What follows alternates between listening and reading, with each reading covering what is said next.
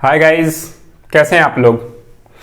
स्वागत है आप सभी का आपके अपने यूट्यूब चैनल एनहांसर्स एकेडमी में। और मैं ब्रिजेश कुमार यादव। आज पॉलिनोमियल के लेक्चर 2 में हम डिस्कस करेंगे रिमाइंडर थ्योरम। तो सबसे पहले एक ओवरव्यू ले लेते हैं कि लेक्चर 1 में हमने क्या क्या डिस्कस किया है। तो लेक्चर 1 में पॉलिनोमियल का हमने बहुत ही बेसिक शुरू किया था, बहुत ही बेसिक से देखा था कि क्या होती है पॉलिनोमियल, कैसे हम किसी एक्सप्रेशन को ये डिफाइन करेंगे कि वो पॉलिनोमियल है या पॉलिनोमियल नहीं है। फिर उसके बाद हमने देखा था टाइप्स ऑफ पॉलिनोमियल कि मोनोमियल्स क्या होते हैं, बाइनोमियल्स क्या होते हैं, ट्राइनोमियल्स, क्वाड्रिनोमियल्स।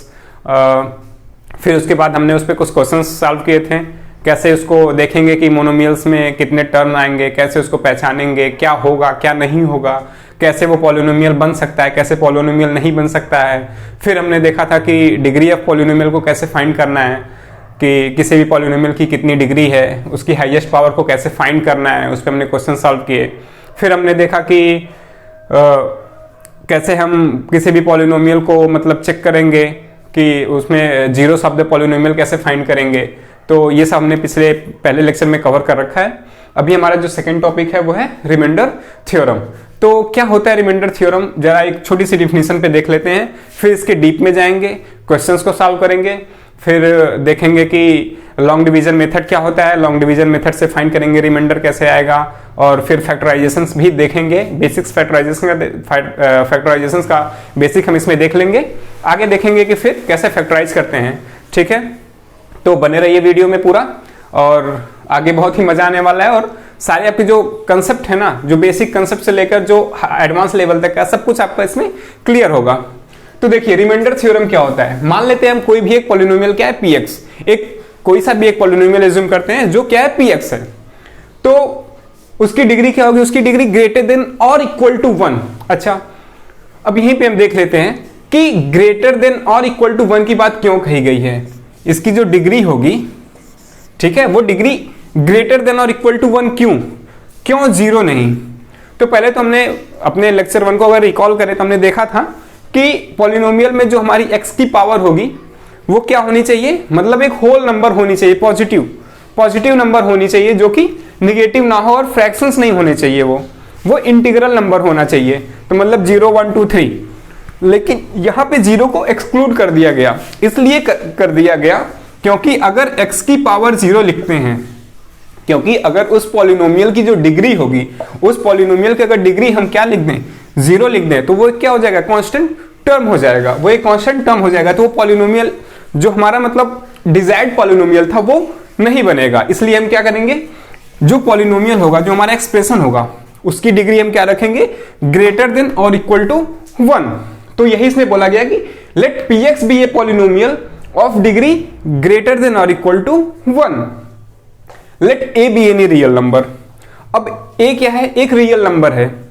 अब कुछ लोग सोच रहे होंगे कि रियल नंबर क्या होता है, तो ऐसे ही जस्ट रिकॉल करवा दूं आपको कि एक ऐसा नंबर जिसका स्क्वायर क्या होना चाहिए, नॉन निगेटिव। एक ऐसा नंबर जिसको हम स्क्वायर करें तो वो नॉन निगेटिव नंबर हो, उसी को हम क्या बोलते हैं, रियल नंबर। तो यहां पे हमने एज्यूम किया है कि a क्या है, हमारा एक रियल नंबर है। If px is divided by a linear polynomial x minus a, जो हमने पॉलिनोमियल एज्यूम किया था px, अगर हम उसको डिवाइड करते हैं किससे, एक लीनियर क्यों बोला यहां पे, लीनियर का मतलब होता है क्या, एक ऐसा पॉलिनोमियल जिसकी डिग्री क्या होगी, 1। डिग्री 1 मतलब x की जो हाईएस्ट पावर होगी वो क्या होगी, 1। तो आपने यहां पे देखा कि x की हाईएस्ट पावर क्या है यहां पे, 1। तो ये क्या है, linear polynomial x minus a, then the remainder is pa। तो पूरी बात रिमाइंडर थ्योरम क्या कहता है, पूरी बात रिमाइंडर थ्योरम ये कहता है कि एक पॉलिनोमियल है px और एक रियल नंबर a है। अगर हम उस पॉलिनोमियल px को x माइनस a, एक लीनियर पॉलिनोमियल से डिवाइड करते हैं, तो जो रिमाइंडर बचेगा वो किसके बराबर होगा, pa के बराबर होगा। pa का मतलब क्या होगा, pa का मतलब होगा कि जो हमारा पॉलिनोमियल था px, तो उस पूरे एक्सप्रेशन में जहां जहां पे x है, वहां पे हम क्या रखेंगे, a रख देंगे, और जो पूरे पॉलिनोमियल की वैल्यू निकल के आएगी वही क्या होगा, उसका रिमाइंडर होगा। कब, जब हम इस px को x माइनस a से क्या करेंगे, डिवाइड कर देंगे। ठीक है, तो हमारा जो रिमाइंडर थ्योरम है ये कहता है कि अगर कोई एक पॉलिनोमियल है px और हम उसको किसी एक लीनियर पॉलिनोमियल x माइनस ए से डिवाइड करते हैं तो जो रिमाइंडर आता है वो किसके बराबर होगा, पी ए के बराबर होगा। अच्छा, हम लोअर क्लासेस में एक मतलब छोटा सा फॉर्मूला कह लीजिए, एक कंसेप्ट कह लीजिए था कि dividend is equal to divisor into quotient plus remainder. क्या था वो, dividend is equal to divisor into quotient और प्लस रिमाइंडर। ये हमारा बड़ा छोटा सा एक कॉन्सेप्ट था जो हम लोअर क्लासेस में हमेशा से देखते हैं कि कोई भी एक डिविडेंड है, divisor into quotient plus remainder करते हैं तो डिविडेंड आ जाता है। तो इस रिमाइंडर थ्योरम में भी कुछ ऐसा ही है जिसको हम अब थोड़े से एडवांस वर्जन में पढ़ेंगे। इसी को हम थोड़े से एडवांस वर्जन में पढ़ेंगे। हम डिवाइड किसको कर रहे थे, px को कर रहे थे। किससे कर रहे थे, x माइनस ए से कर रहे थे और रिमाइंडर क्या आ रहा था हमारा, pa आ रहा था। तो अगर हम इसको, इस पूरे चीज को इसमें फिट करें तो वो कैसे होगा, पूरे को अगर हम फिट करते हैं तो मान लेते हैं हमारा डिविडेंड क्या था, px। डिविडेंड हमारा क्या था, px। डिवाइजर जो डिवाइड करता है, डिविडेंड जो डिवाइड होता है। ठीक है, डिविडेंड क्या होता है, जो डिवाइड होता है, डिवाइजर जो डिवाइड करता है, और कोसेंट जो डिवाइड करने पे आता है, और रिमाइंडर जो डिवाइड होने के बाद बच जाता है। ठीक है, तो px हमारा क्या हो जाएगा यहाँ पे, डिविडेंड। फिर डिवाइजर, डिवाइजर्स में हमारा क्या था, x माइनस ए मान लेते हैं, x माइनस ए को मान लेते हैं ये कोई एक फंक्शन क्या है हमारा, gx। ये भी तो एक फंक्शन है, ये भी तो एक एक्सप्रेशन है, तो मान लेते हैं x माइनस ए क्या है हमारा, gx। तो मान लेते हैं हमारा डिवाइजर क्या होगा, एक gx। मान लेते हैं कि gx से जब हमने px को डिवाइड किया तो क्वेश्चन कुछ आया हमारा qx। क्या है हमारा क्वेश्चन, कुछ qx, और रिमाइंडर क्या बच गया हमारा, pa। रिमाइंडर हमारा क्या आ गया, pa। तो ये जो फॉर्मूला था वो अब इस फॉर्म में कन्वर्ट हो जाएगा। ये तो रही छोटे बच्चों की बात, और ये हो गई हमारे बड़े बच्चों की बात कि px is equal to gx into qx plus pa। मतलब कुछ भी एक जो रिमाइंडर पार्ट होगा। ठीक है, जैसे कि मान लेते हैं अगर हमने डिवाइड किया किसको, 12 को हमने डिवाइड किया किससे, 5 से, तो 5 2 जा 10, रिमाइंडर क्या आया, 2। तो ये हमारा क्या था, डिविडेंड। ये क्या हमारा, डिवाइजर, कोसेंट, और ये हमारा क्या है, रिमाइंडर। ठीक है, तो उसी तरह से अगर हम इसमें फिट करें तो ये क्या हमारा, px, ये हमारा क्या होगा, gx, ये qx, और ये pa जो हमारा रिमाइंडर बच गया। ठीक है, तो ये बेसिक था इसका, ये क्या था, बेसिक था। ये फॉर्मूला हमको इसमें एडॉप्ट करके आगे चलना है। आगे के जो क्वेश्चंस हमारे वो कुछ इस पे लगेंगे। ठीक है, अच्छा, एक और छोटा सा कंसेप्ट इसमें आता है। एक और छोटा सा कंसेप्ट क्या है हमारा, कि इसकी जो डिग्री होगी, pa की जो डिग्री होगी, pa की जो डिग्री होगी वो हमेशा क्या होगी, हमेशा कम होगी, किससे, gx से। अब कहोगे सर ये क्या है, ये क्या है, तो gx, अगर मान लेते हैं gx कोई एक हमारा फंक्शन है, लीनियर फंक्शन है, किसमें ये यहां पे हमने gx क्या चुन किया, एक लीनियर फंक्शन। इसकी पावर कितनी है, x की पावर यहां पे कितनी है, 1। तो जो हमारा रिमाइंडर आएगा हमेशा जो उसका डिग्री होगा वो क्या होगा, 1 से कम होगा। उस फंक्शन की इसकी जो फंक्शन की इस पूरे की क्या होगी, जो डिग्री होगी वो हमेशा 1 से कम होगी। क्यों होगी, तो हम लॉन्ग डिवीजन मेथड में देखेंगे। फिलहाल अभी मैं बता देता हूं कि अगर इसकी डिग्री 1 के बराबर होगी तो एटलीस्ट ये क्या करेगा, 1 टाइम उसको डिवाइड कर पाएगा। इसको क्या करेगा, इस पूरे ये gx होगा, इस px को क्या करेगा, कम से कम एक बार डिवाइड कर पाएगा अगर इसकी डिग्री इसके बराबर होगी। इसलिए हमेशा क्या होगा, रिमाइंडर की जो डिग्री होगी, रिमाइंडर की जो डिग्री होगी वो हमेशा डिवाइजर से कम होगी। ठीक है, तो एक क्वेश्चन हम इस पे देख लेते हैं कि कैसे इसको सॉल्व करना है। तो दोनों तरीके से हम देखेंगे। पहले क्या करेंगे, हम डिवाइड करेंगे किसको, px को gx से डिवाइड करेंगे, और जो रिमाइंडर आएगा उसको हम देख लेंगे। फिर हम क्या करेंगे, हमने ये भी तो कहा है कि हम x की जगह पे क्या रख देंगे, a रख देंगे, x की जगह पे a रख देंगे, और जो हमारा वैल्यू आएगा वो इस रिमाइंडर के बराबर होना चाहिए। तो इसको हम प्रूव कर लेते हैं। ठीक है, तो देखते हैं कि डिवाइड करने पे जो रिमाइंडर आ रहा है क्या एक्चुअल में वो pa के बराबर आ रहा है। तो मान लेते हैं, एक एग्जांपल ले लेते हैं। एग्जांपल हमारा क्या होगा, कोई भी एक एग्जांपल मान लेते हैं कि 4x³ प्लस 3x² प्लस 1, ठीक है। मान लेते हैं हमारा क्या एक px है, ठीक है, ये हमारा क्या है px है, और a की वैल्यू, a क्या है कोई भी एक रियल नंबर, तो मान लेते हैं हम a की वैल्यू कुछ एज्यूम कर लेते हैं 1, ठीक है। फॉर एग्जाम्पल एक आसान सी वैल्यू ले लेते हैं a की 1, ठीक है।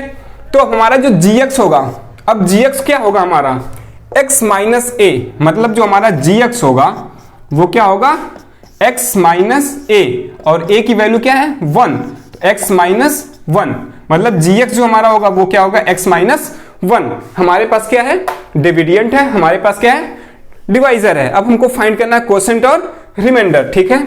तो कोसेंट और रिमाइंडर पहले हम किससे फाइंड करेंगे, लॉन्ग डिवीजन मेथड से, फिर हम क्या लगाएंगे रिमाइंडर थ्योरम, और देखेंगे क्या दोनों सेम आ रही हैं। अगर आ गई तब तो ये वैलिड है, प्रूव्ड है, और नहीं आती है तो हम कुछ गलती कर रहे हैं, ठीक है, क्योंकि ये तो गलत हो नहीं सकता, ठीक है।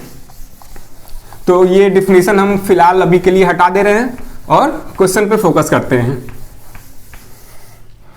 तो हमको डिवाइड करना है क्या 4x cube plus 3x square plus 1 को डिवाइड करना है x माइनस 1 से, x माइनस 1 से। चलिए अब हम कैसे डिवाइड करते हैं, इसी लॉन्ग डिवीजन मेथड में हम डिवीजन का जो तरीका होता है ना उसको भी सीख लेंगे, ठीक है, उसको भी हम इसी में कवर अप करेंगे। अब यहां पे देखिए x है, हम हमेशा क्या देखते हैं जो हमारा वेरिएबल का टर्म होता है उसको देखते हैं, कांस्टेंट को हम भूल जाते हैं, कांस्टेंट को हम भूल जाते हैं, x को देखते हैं, ठीक है, x को देखेंगे और इसका जो हमारा पहला टर्म होगा इससे मैच करने की कोशिश करेंगे। अब आप देखिए यहां पे x की पावर कितनी है 1, यहां पे x की पावर कितनी है 3, तो अब कितनी पावर कम पड़ रही है, पर कितनी पावर कम है यहाँ पे 2 की, तो मतलब हम क्या करेंगे यहाँ पे फिर x स्क्वायर ले लेंगे, क्या ले लेंगे यहाँ पे x स्क्वायर। अच्छा यहाँ पे जो इसका कोफिशिएंट है वो कितना है 1, यहाँ पे इसका कोफिशिएंट कितना है 1, यहाँ पे कितना है 4 टाइम्स कम है, तो यहाँ पे क्या कर लेंगे हम 4 से मल्टीप्लाई कर लेंगे। अब x इंटू 4x क्यूब, ठीक है, 4x cube minus into plus minus 1 into 4x square, क्या हो जाएगा ये 4x स्क्वायर। अच्छा आप लोगों को रिलेट कर लेता हूं, मान लेते हैं 12 को हमको डिवाइड करना था 5 से, क्या करेंगे हम 5 2 जा 10, क्या करते हैं यहां पे माइनस करते हैं, यहां भी हम क्या करेंगे माइनस करेंगे इस पूरे को, तो माइनस को जब हम अंदर मल्टीप्लाई करते हैं तो क्या हो जाएगी साइन इसकी साइन हो जाएगी माइनस, और ये माइनस चेंज होके हो जाएगा प्लस में। तो आप लोग क्लासेस में अपने सुने होंगे, आपके टीचर कहते होंगे क्या करेंगे हम इसकी साइन को अपोजिट कर देंगे, तो ये कंसेप्ट यहां पे यही अप्लाई होता है। साइन को अपोजिट करने का जो कंसेप्ट होता है वो क्या होता है कि हम माइनस करते हैं, और जब ये माइनस इस ब्रैकेट के अंदर जाके मल्टीप्लाई होता है तो साइन को क्या कर देता है अपोजिट कर देता है। यही कंसेप्ट होता है इसकी साइन को अपोजिट करने के लिए। बहुत सारे बच्चे कंफ्यूज रहते हैं कि सर ये तो हमने लिख लिया लेकिन फिर इसकी साइन क्यों अपोजिट कर दे रहे हैं, तो साइन इसकी अपोजिट इसीलिए करते हैं, ठीक है। तो ये तो हमारा क्या हो जाएगा 0 plus 3x square plus 4x square, दोनों प्लस में है तो 4 और 3 7 प्लस 7x स्क्वायर, ठीक है, प्लस 7x स्क्वायर, और ये प्लस 1, ठीक। अब देखते हैं यहां पे x की पावर 1, यहां पे x की पावर 2, कितनी पावर कम पड़ रही है x, और यहां पे प्लस यहां पे प्लस, तो यहां भी प्लस और x की पावर 1 कम पड़ रही है, यहां पे कोफिशिएंट 1 है, यहां पे कोफिशिएंट 7 है, मतलब 7 टाइम्स कम है। तो यहां पे क्या कर लेंगे हम 7 से मल्टीप्लाई कर लेंगे, 7x into x 7x square minus into plus minus 1 into 7x। फिर से हम क्या करेंगे माइनस करेंगे, ये माइनस अंदर आकर के इसको प्लस को माइनस कर देगा और इस माइनस को प्लस कर देगा, ठीक है। ये 7x स्क्वायर और ये माइनस 7x स्क्वायर हो जाएगा क्या 0, फिर प्लस 1 और प्लस 7x, तो क्या हो जाएगा ये प्लस 7x और प्लस 1, ठीक है, प्लस 7x प्लस 1। अब यहां पे x है, यहां पे x है, तो वो तो ठीक है, प्लस है यहां भी प्लस है तो यहां भी प्लस। x का कोफिशिएंट 1 है, x का कोफिशिएंट 7 है, तो क्या करेंगे हम यहाँ पे 7 से मल्टीप्लाई कर लेंगे। 7 into x 7x, minus into plus minus 1 into 7 7, फिर क्या करेंगे हम इसको माइनस कर लेंगे, तो 7x minus 7x 0 plus 1 plus 7 plus 8। अब यहां पे दो चीज हम देखेंगे। हमने कहा था कि जो रिमाइंडर का डिग्री होगा, जो रिमाइंडर की डिग्री होगी वो हमेशा इससे कम होगी, gx से कम होगी। यहां पे gx की डिग्री क्या है? अगर हम gx की डिग्री की बात करें तो gx की डिग्री 1 है, यहां पे पावर कितनी है 1। यहां पे x टू दी पावर 0 अगर मैं लिख दूं तो यहां पे जो रिमाइंडर की हमारी rx रिमाइंडर की जो डिग्री होगी वो क्या होगी 0। तो ये चीज हमारी प्रूव हो गई कि जो gx की डिग्री होगी वो हमेशा रिमाइंडर की डिग्री से ज्यादा होगी। ठीक, और अभी दूसरी बात जो हमको प्रूव करनी है वो भी बाकी है। रिमाइंडर क्या है हमारा यहाँ पे 8, रिमाइंडर क्या है 8। अब हमने ये देखा था कि जो हमारा रिमाइंडर आएगा वो किसके बराबर होना चाहिए, pa के बराबर होना चाहिए, और a की वैल्यू हमने क्या एज्यूम की थी 1, मतलब जो रिमाइंडर आना चाहिए वो p1 के बराबर आना चाहिए। p1 का मतलब इस पूरे पॉलिनोमियल में जहां जहां पे x है वहां वहां पे 1 रख दे, जो वैल्यू निकल के आएगी वो p1 यानी कि वो 8 के बराबर आनी चाहिए। देख लेते हैं, तो p1 की वैल्यू क्या होगी 4 इंटू 1 का क्यूब, 4 इंटू 1 का क्यूब, जहां जहां पे x है वहां वहां पे 1 रखना है। 4 इंटू 1 का क्यूब प्लस 3 इंटू 1 का स्क्वायर और प्लस 1, 1 का क्यूब 1 इंटू 4 4 प्लस 3 इंटू 1 3 और प्लस 1 4 प्लस 3 प्लस 1 8। तो ऐसे हमारा ये रिमाइंडर थ्योरम प्रूव होता है। ठीक है, तो लॉन्ग डिवीजन मेथड भी हमने इसमें कवर किया और कैसे रिमाइंडर थ्योरम प्रूव होता है। ठीक है, तो इस तरह से हम रिमाइंडर थ्योरम के सारे क्वेश्चंस को कर सकते हैं। ठीक है, अब इसकी शॉर्ट ट्रिक भी मैं बता दूं। अगर आपसे पूछता है कि फाइंड द रिमाइंडर, क्या पूछेगा क्वेश्चन में, find remainder when px is divided by gx। ठीक है, find remainder when px is divided by gx, मतलब जब px को हम gx से डिवाइड करेंगे तो क्या वैल्यू निकल के आएगी। तो हम क्या करेंगे, सीधे gx इक्वल टू 0 रख देंगे, gx इक्वल टू 0, और यहां से हम क्या करेंगे x की वैल्यू निकाल लेंगे, x इक्वल टू कुछ एक वैल्यू निकल के आएगी। इस वैल्यू को क्या करेंगे, उठा के हम px में रख देंगे। लॉन्ग डिवीजन मेथड से आप बच जाएंगे, लॉन्ग डिवीजन मेथड आपको नहीं करना होगा। ठीक है, x की वैल्यू निकालिए, जो वैल्यू आती है यहां पे रख दीजिए, जो वैल्यू निकल के आएगी वो क्या होगी, pa तो होगी, वो वैल्यू क्या होगी pa होगी, और pa हमारा क्या होता है रिमाइंडर होता है। ठीक है, अब इसमें एक छोटा सा टॉपिक और रह जा रहा है कि check whether this is the factor of this और नॉट, मतलब कोई एक पॉलिनोमियल देगा gx, पूछेगा कि बताओ ये px का फैक्टर है या px का फैक्टर नहीं है। तो ठीक है, देख लेते हैं उसको कैसे करना है। लेकिन मैं आपको बता दूं कि अगले लेक्चर में हम कवर करेंगे कि फैक्टराइजेशन कैसे करना है, फैक्टराइजेशन के टाइप्स क्या हैं। ठीक है, तो उसको डिटेल में फैक्टराइजेशन वाला जो पार्ट है वो डिटेल में हम अगले लेक्चर में कवर करेंगे। फिलहाल एक छोटा सा आपको इंट्रो दे देता हूं, क्योंकि आपकी इसी एक्सरसाइज में एक छोटा सा क्वेश्चन है फैक्टर का। ठीक है, तो फैक्टर कुछ होता नहीं है, फैक्टर एक ऐसी एक्सप्रेशन कह लो या एक नंबर। फैक्टर क्या होता है, एक नंबर होता है या फिर एक एक्सप्रेशन होता है जो किसी अगले नंबर को या फिर एक्सप्रेशन को क्या करेगा, डिवाइड कर देगा। ठीक है, मान लेते हैं क्या करेगा, डिवाइड कर देगा इवनली विथ नो रिमाइंडर, मतलब इस केस में रिमाइंडर क्या आना चाहिए 0। अगर कोई एक नंबर, ठीक है, या कोई एक एक्सप्रेशन किसी दूसरे नंबर या किसी दूसरे एक्सप्रेशन का क्या है फैक्टर है, अगर ये इसका फैक्टर है, ये इसका क्या है फैक्टर है, तो ये इसको जब डिवाइड करेगा तो रिमाइंडर क्या आना चाहिए 0। तो सिंपल सा क्वेश्चन आपकी जो बुक में दिया गया है उसको आप क्या करेंगे, उस px को आप जो gx दिया हुआ है उससे क्या करेंगे, डिवाइड कर लेंगे। और अगर रिमाइंडर, अगर इस केस में रिमाइंडर की वैल्यू 0 के इक्वल है then gx is a factor of px, और अगर रिमाइंडर नॉट इक्वल टू 0, मान लेते हैं rx not equal to 0, then gx is not a factor of px। ठीक है, तो आज के लेक्चर में बस इतना ही, और फैक्टराइजेशन का चैप्टर जो है वो लेक्चर हम अगले में कवर करेंगे, अगले लेक्चर में। तो आई होप कि आपको ये वीडियो अच्छी लगी होगी। तो जाते जाते आप चैनल को सब्सक्राइब करिएगा, वीडियो को लाइक करिएगा, और जो आपको नहीं समझ में आए कमेंट बॉक्स में उसको छोड़ जाइएगा। आई विल ट्राई कि आपको वो समझ में आए अगले लेक्चर में। ठीक है, तब तक के लिए जय हिंद, वंदे मातरम।